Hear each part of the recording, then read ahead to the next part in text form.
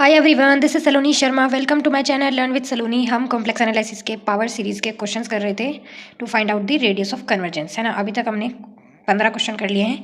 Previous video में जो हमने क्वेश्चन नंबर 15 किया था ये भी वैसा ही है। अगर आपने वो वीडियो नहीं देखी है तो जाके प्लीज़ जल्दी से देखें। अगर वो आपको समझ में आ गई तो ये भी आ जाएगी, ठीक है, बहुत ईजीली। वहाँ पर क्या था, फर्स्ट टर्म हमारी 1 थी। अब अगर मैं उसको ऐड करती तो वो सीरीज़ फॉर्मेशन हमारी नहीं हो पाती, हम an नहीं फाइंड कर पाते इजीली, तो इसलिए मैंने वहाँ पे नेगलेक्ट कर दिया था। बट यहाँ पर हम इजीली कर पाएंगे। देखो z है फर्स्ट में, then z square, then z cube. ये हमारी फर्स्ट टर्म है, सेकेंड टर्म, ये थर्ड टर्म, है ना। तो z का जो कोफिशिएंट होता है ये हमारा यहाँ पर a है, यहाँ पर ये an है, मतलब ये a1, ये a2, ये a3, है ना। अब यहाँ पर देखो, यहाँ पर मेरा है सिंपली 1, यहाँ पे है 1.3 डॉट मतलब मल्टीप्लाई, यहाँ पे है 1.3.5 मल्टीप्लाई होती जा रही है ना, जैसे हमने पिछले क्वेश्चन में किया था। तो मुझे ये जो 1 × 3, 1 × 3 × 5, इसके टर्म में अगर मैं nth पर जाऊँगी तो वहाँ पर nth यहाँ पर क्या आएगा लास्ट में मल्टीपल, वो हम कैसे फाइंड करेंगे। आपने 10th क्लास में AP चैप्टर पढ़ा था, अर्थमेटिक प्रोग्रेशन। तो वहाँ पर हम nth टर्म फाइंड करते थे जिसका फॉर्मूला होता था an = a + n - 1 × d। a first term होती थी, n nth टर्म, और d कॉमन डिफरेंस जो कि सेकंड का थर्ड वाला second term minus first term, है ना, या third term minus second term. 3 - 1 2, and ऐसे 5 - 3 2। तो यहाँ पर d की वैल्यू क्या है 2। तो a मेरा क्या है 1 प्लस n - 1, d मेरा आ गया 2। सो 1 2 के अंदर multiply 2n, and this is -2, तो 2n - 2 n + 1, तो ये आ जाएगा मेरा 2n - 1। तो इसका मतलब मेरी nth टर्म यहाँ पर क्या है 2n - 1। तो इसलिए मैंने लिखा an = 1 × 3.5, n क्या होगी मेरी 2n - 1। यहाँ से ये आया है, ठीक है। ये आपको साइड में ही खुद से सोल्व करना है। अब ऐसे ही नीचे 2, फिर 2.5 था, फिर 2.5 8। अब यहाँ पर 5 - 2 3, एंड 8 - 5 3, तो d यहाँ पर मेरा है 3। यही सेम फॉर्मूला लगेगा। एंड a मेरा क्या है यहाँ पर 2 है, तो मीन्स 2 + n - 1, एंड यहाँ पर ये है 3, तो 2 + this is 3n and this is -3, तो 3n n - 3 n + का 2, तो आ जाएगा मेरा 3n - 1।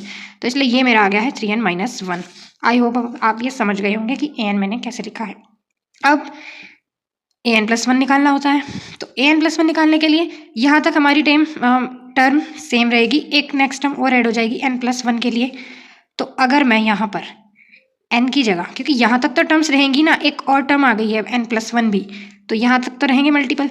अब n की जगह बस आप क्या रख देंगे 2n + 2, और इसकी जगह मैंने रख दिया है n + 1। तो जब उस n + 1 के साथ 2 की मल्टीप्लाई होगी तो हो जाएगा 2n, and this is +2, and this is -1। तो ये मेरा आ गया 2n, एंड ये आ गया मेरा प्लस का 1, तो क्या आ जाएगा 2n + 1। इसी तरह यहाँ पर रखेंगे तो ये 3n, और +1 के साथ भी तो 3n - 1, है ना, ऐसे है ना।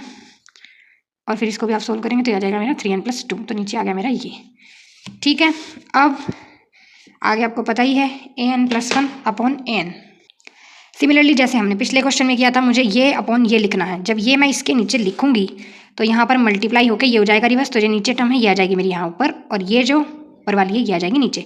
तो ये मेरी ऊपर है एंड ये यहाँ पर नीचे है, तो जब इससे ये सारी टर्म यहाँ तक की कैंसिल हो जाएंगी, बचेगा मेरे पास क्या ओनली 3n + 2। ऐसे ही जब इससे इसको कैंसिल करेंगे तो यहाँ तक की सारी टर्म ये कैंसिल हो जाएंगी, और बचेगा मेरे पास क्या 2n + 1।